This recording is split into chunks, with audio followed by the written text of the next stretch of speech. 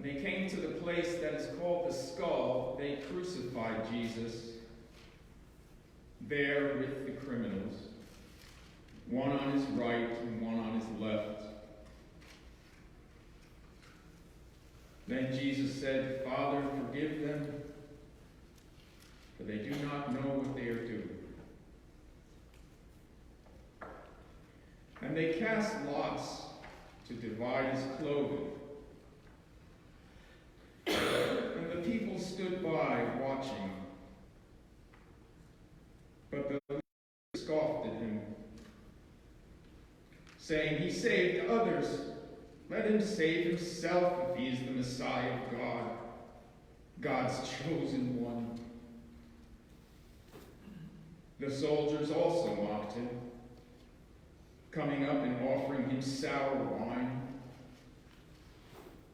and saying, "If you're the king of the Jews, save yourself." There was also an inscription over him, "This is the King of the Jews." One of the criminals who was hanging there kept deriding him and saying, "Are you not the Messiah? Save yourself and us." But the other rebuked him, saying, "Do you not fear God, since you are under the same sentence of condemnation? And we indeed have been condemned justly, for we are getting what we deserve for our deeds. But this man has done nothing wrong." Then he said, "Jesus, remember me when you come into your kingdom." And Jesus replied, "Truly I tell you, today you will be with me in paradise." May the Lord bless our understanding of the word.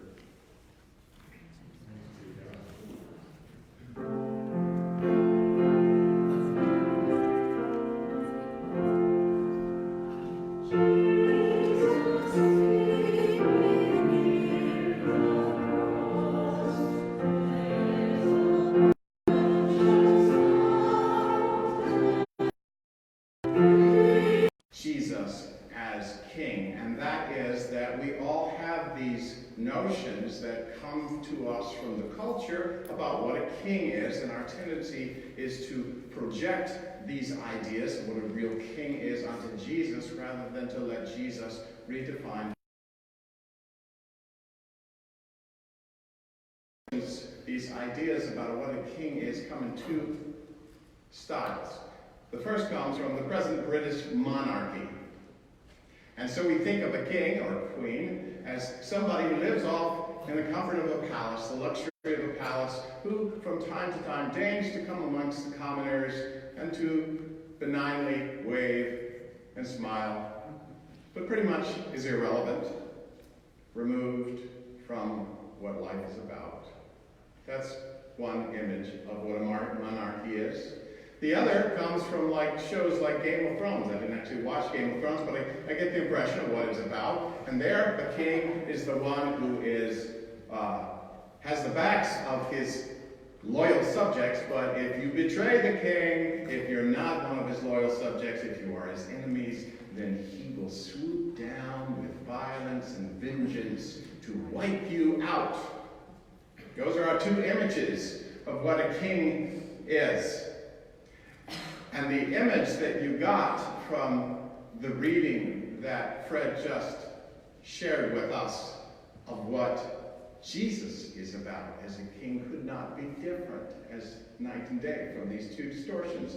Jesus is neither the aloof king, rather he's right in the muck of life, the pain of life. He is there between two absolutely imperfect human beings breathing their last breaths together. He is right there with us.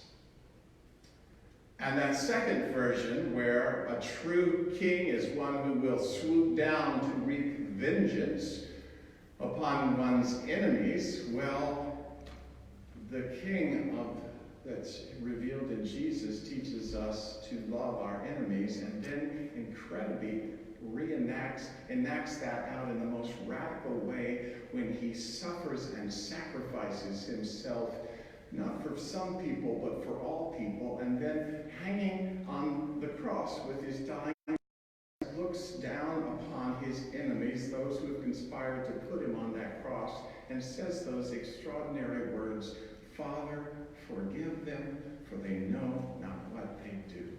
A king who loves all of his subjects, even if they are trying to overthrow his kingdom. It's pretty incredible.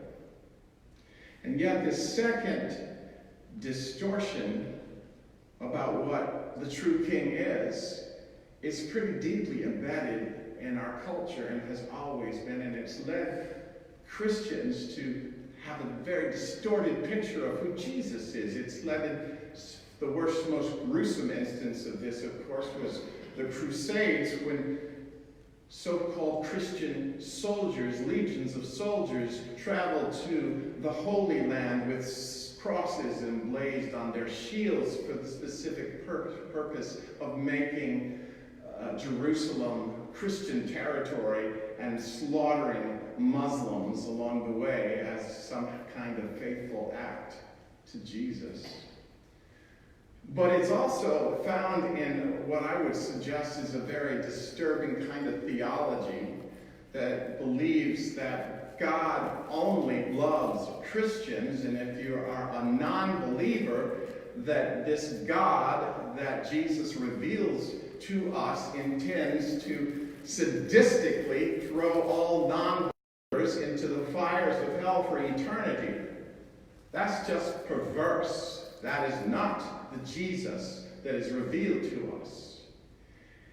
And it also allows people to think that the Jesus that has come will be altogether different from the Jesus who will come, that will finally be the right kind of king who will down and cast out all those who haven't accepted him.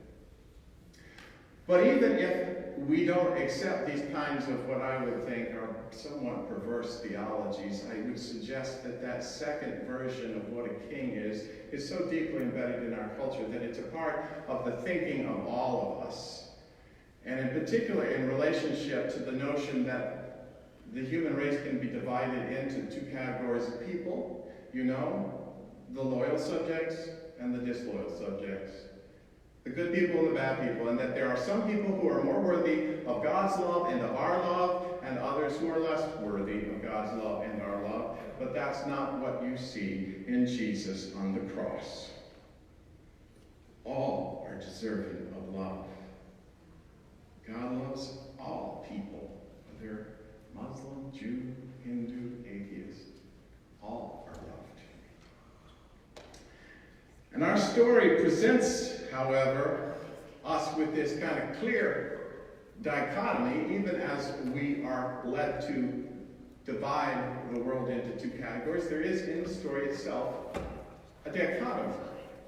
There are two different thieves who died with Jesus on the cross, and a clear distinction between the two. It's important to clarify, though, for ourselves where the distinction between these two types exists. The distinction doesn't have to do with the quality of the life they've lived. They have both lived a life that isn't pleasing to God. They have both lived a life that defines them as they come to the end of their lives as thieves. They have squandered the gift of their lives, to use the word that Jesus used in his parables, famous parable earlier in the Gospel of Luke. They have squandered the precious gift of their life, and here they come to the end of their life. And that's also a way in which they are the same. They're both not getting off that cross alive. They're both about to die. The distinction between the two arises in their response to the reality and truth of their life. One of them, as he approaches the very end of his life, approaches it with enduring bitterness, with a hardened heart, with a self-absorption and cynicism that leads him to mock Jesus. That's one response to the reality of his life. The other has the same life, but responds to it in an utterly different way. Somehow, what has happened to him has broken him open. His hardened heart has been broken open, and he has been humbled, absolutely humbled. And his suffering has become, rather than an occasion for bitterness, it has become a bridge of compassion that links him with other people, that allows him to feel compassion for the suffering of Jesus beside him. And it has also, in some mysterious sense, in this great humbling of his life, awoken him to a hope that doesn't arise from within himself, but arises from outside of himself, somehow revealed in the dying breaths of this man, this innocent man dying beside him, that there is a hope beyond this life for him in a God of mercy. And so we're presented with these two choices. Which one will we emulate? That's the major point of this that I want to make, is that you and I are those thieves on the cross. We're all those thieves on the cross. We are those thieves on the cross in the sense that as much as we might try to deny the fact, we're all in the process of dying. It's the simple truth. We try to avoid that truth, but we're all dying. The second part is, in a certain sense, which we are oblivious to most of the time, we have squandered the gift of our life. We have lived our life with this kind of tunnel vision that keeps us to see the blessedness, the beauty, and to see the love. And I talked about this last week, that there are these moments that are given to us in life that awaken us to the truth of our life.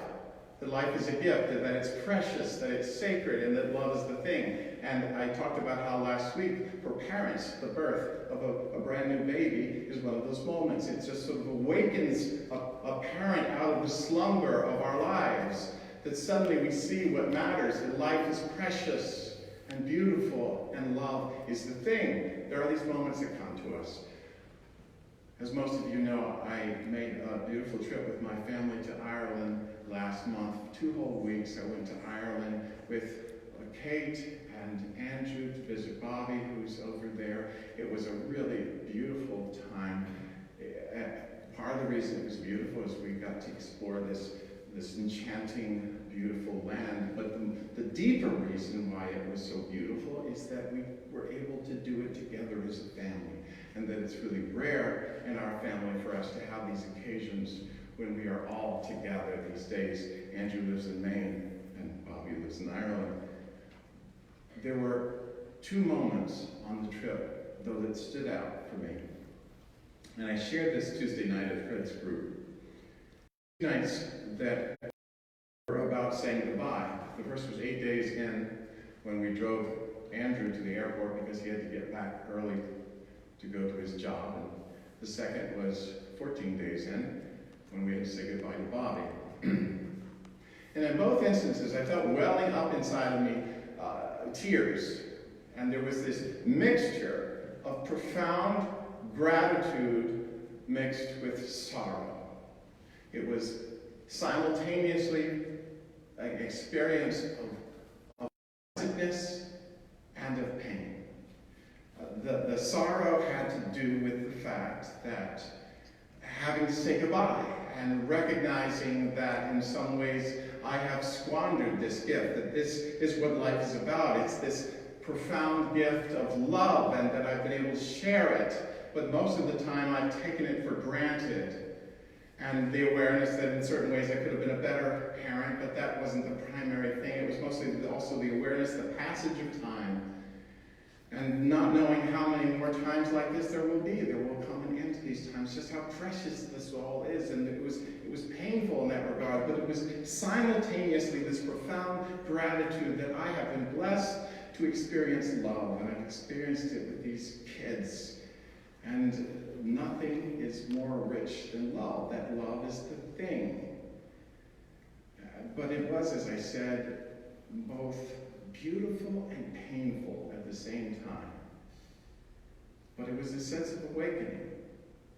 And there's a part of me that will just invariably want to go back to essentially being in a slumber, to be asleep, to not see this truth straight on because the truth is painful. But it's important not to lose sight of that truth, not to get too far away from those moments that awaken us, because otherwise we will live a life that is nothing but squandered. We will live this life without seizing what its essence is all about, and that is love. To have our hardened hearts melted so that we can truly give and receive love, which is why we're here. There's a new movie out, right? Mr. Rogers. Our favorite, Mr. Rogers, played by our favorite actor, right? Tom Hanks. I think we might need to organize a trip. I haven't seen it yet, but I've got it. But I read this article that it's based upon the movie. They made it an interesting angle. It was based upon this article that was written by this rather jaded reporter, cynical reporter, who was given the assignment, go interview Mr. Rogers, which in and of itself is an interesting premise, right? Can this guy really be this good? Wanting to sort of find that he's a fraud somehow. And apparently in the course of the movie, they develop a friendship and the reporter gets changed. And I read this in a review of the movie, that at one point, apparently this man had a very troubled relationship with his own father and with his own son, and Fred was just persistently wanting to know about him and his struggles. And then Fred asked if he could pray for him, which must have been really strange for the reporter too. He wasn't in any way a spiritual person.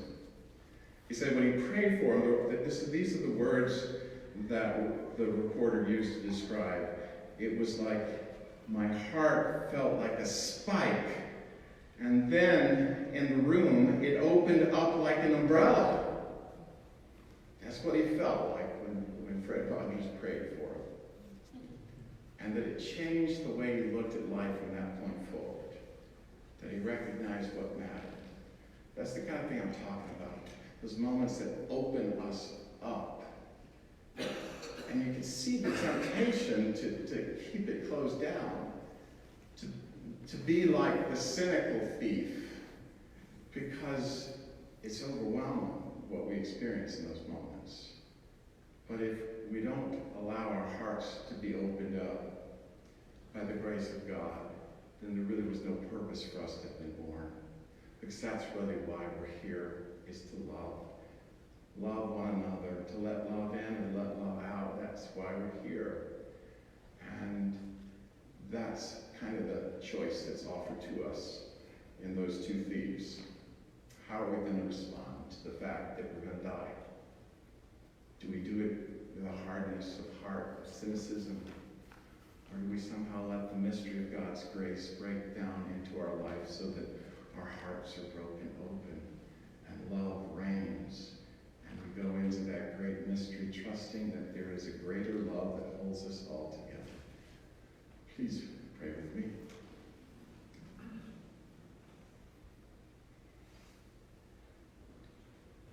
Oh Lord, you know how it is with us, how life gets so busy. We come here on Sunday mornings, oh Lord, to get woken back up. We thank you for this opportunity, that you would break open that hardened heart and allow us to feel the power of love moving through us, your love. The mystery and beauty of this life, as painful as it can be at times, allow us the courage to embrace this gift and to love boldly. We ask this in Jesus' name.